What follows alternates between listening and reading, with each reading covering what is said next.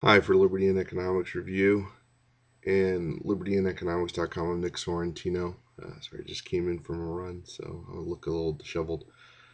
Just wanted to speak briefly on Europe, Asia, and the United States here at the beginning of the week.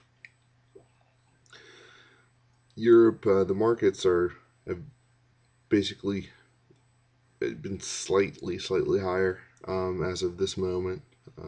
It's 6 o'clock in the morning, Eastern Standard Time.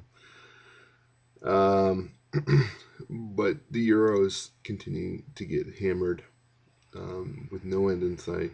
Um, basically, European policymakers are going to meet later this week, and Jean-Claude Trichet has advised that um, there needs to be increased coordination among the Eurozone. In fact, he says that Europe needs a quantum leap in how it manages public expenditures. Now, what that means exactly,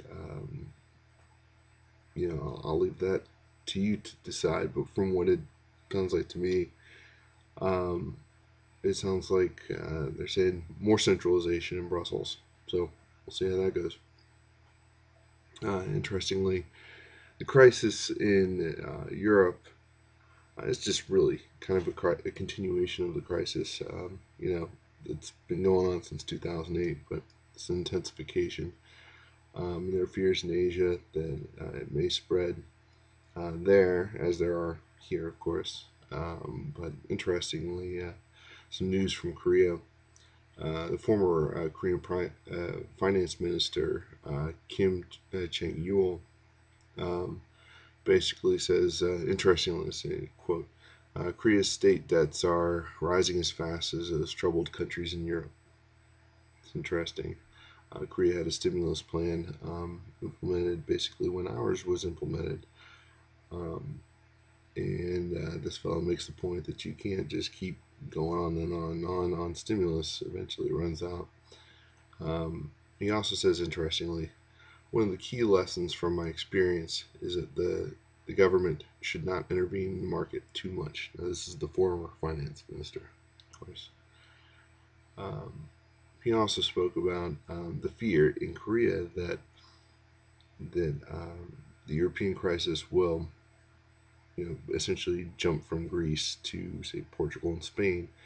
And Spain consumes 13% of Korea's exports.